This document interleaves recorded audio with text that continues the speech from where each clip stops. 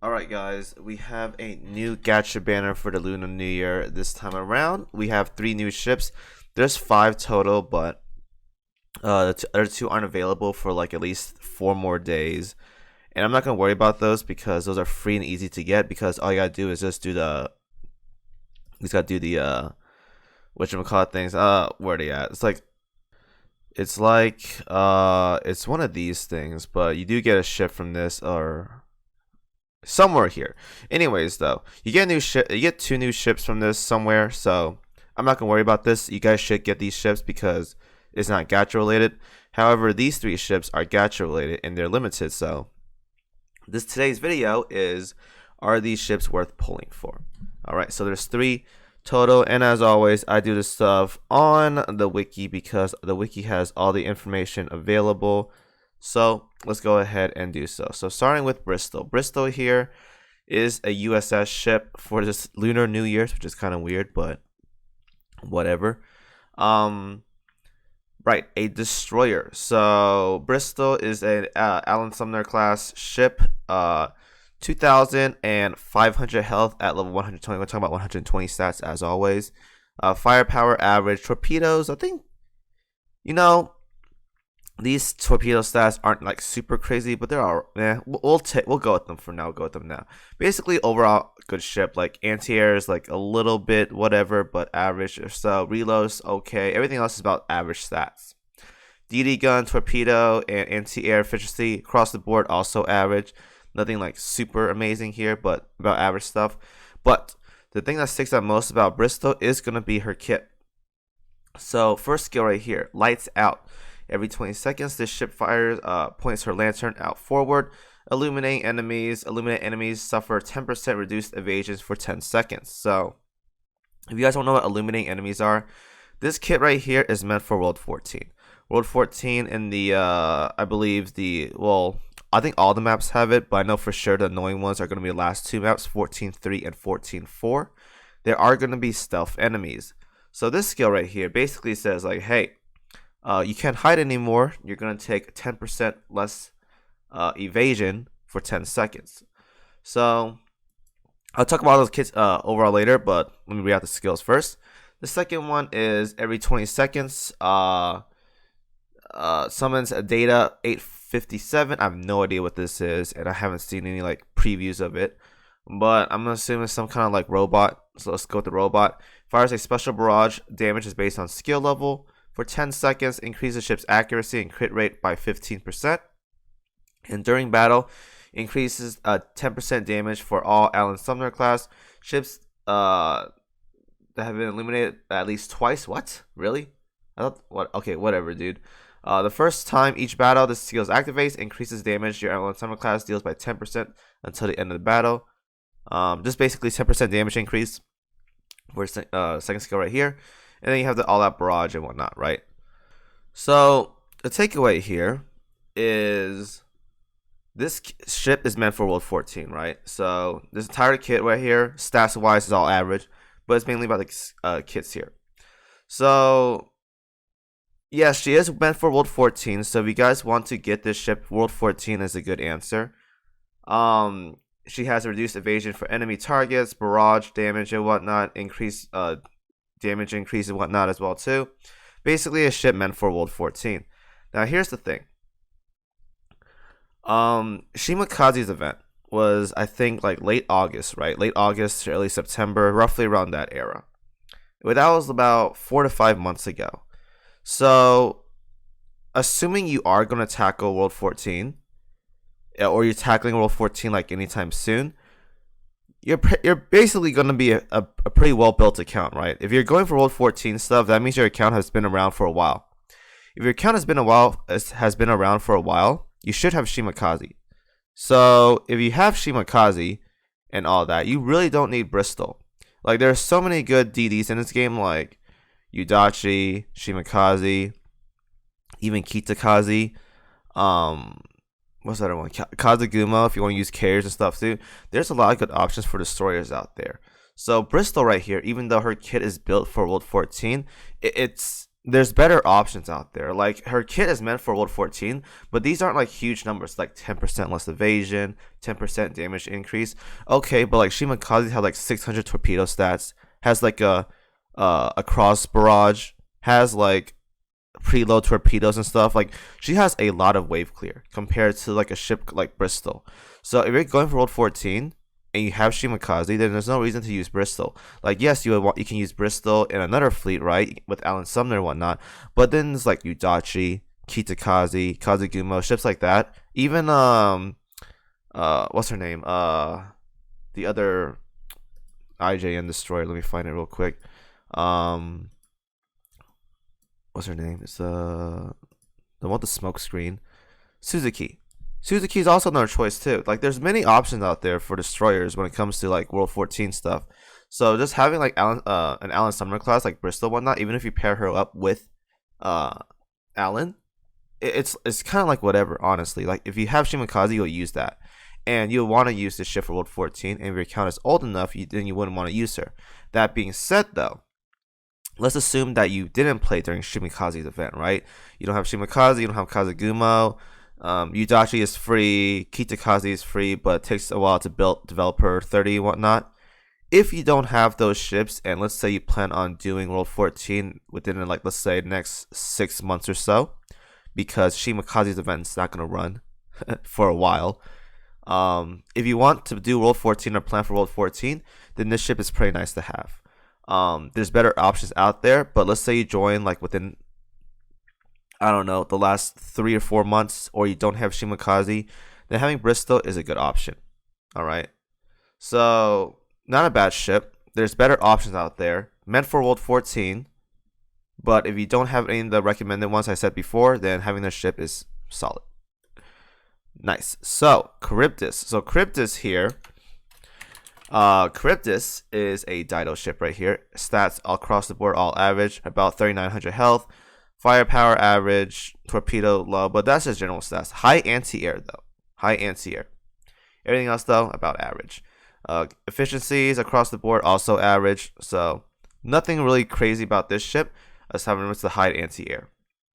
Now let's talk about kit wise. Kit wise, when this battle starts, increase the ship's evasion by 10% every 20 seconds.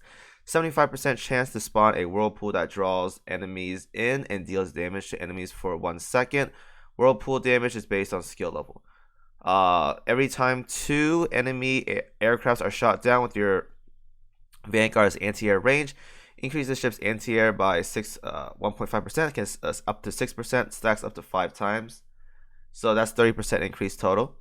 Once 10 seconds after the battle starts, with a 70% chance every 15 seconds.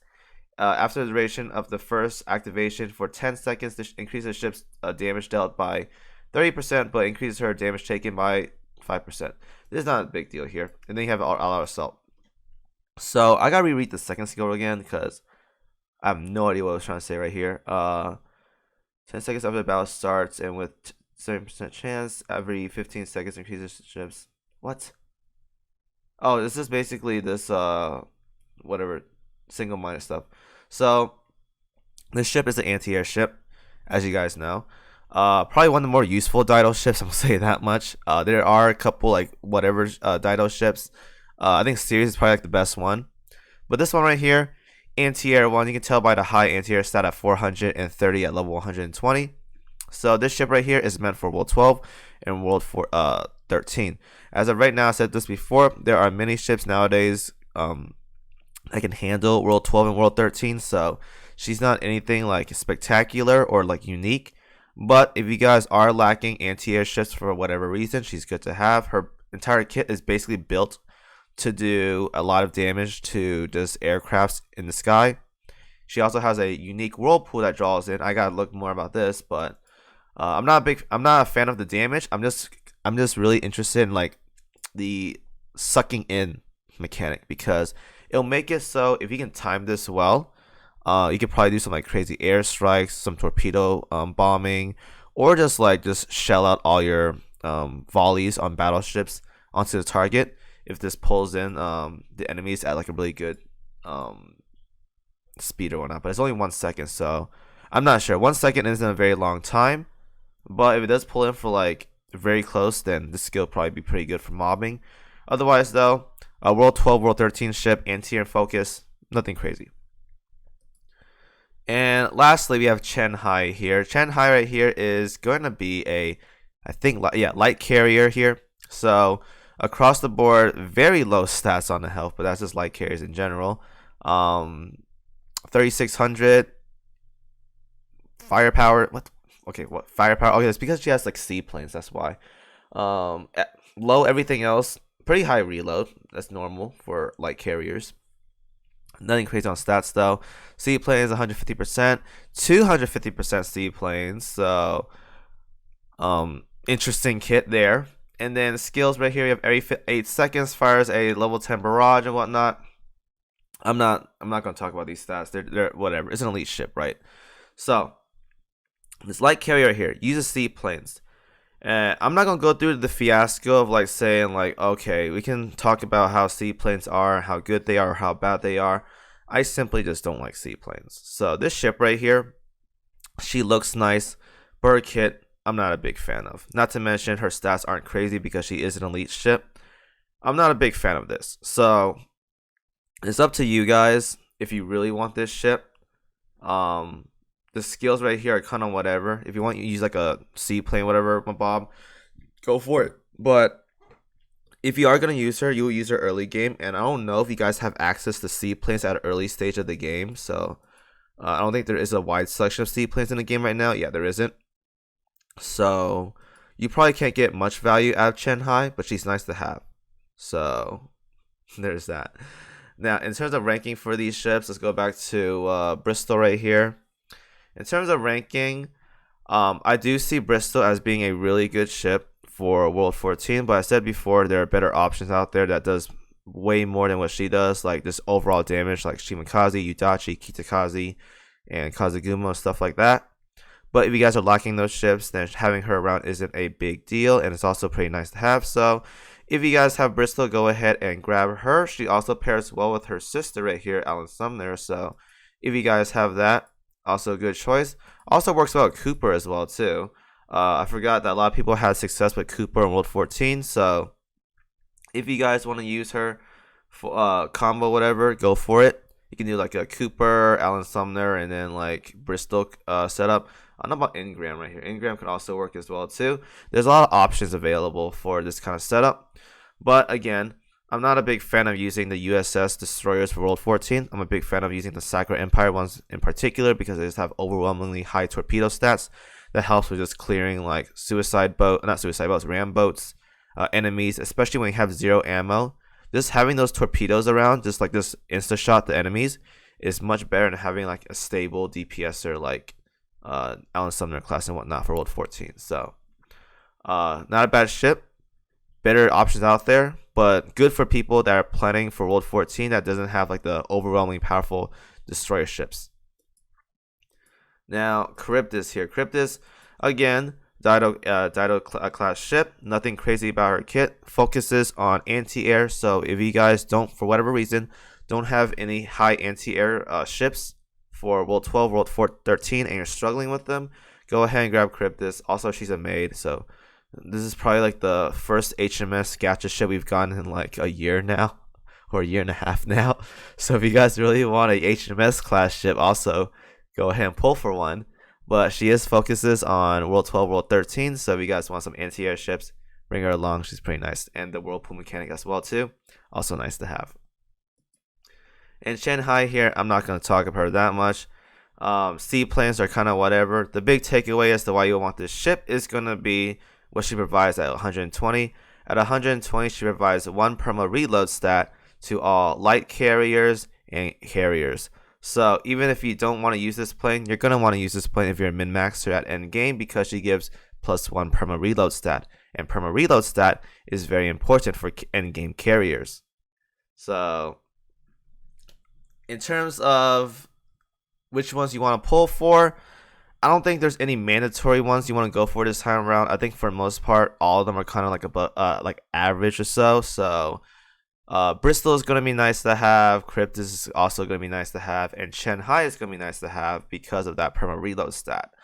For the sake of if you want them, grab them.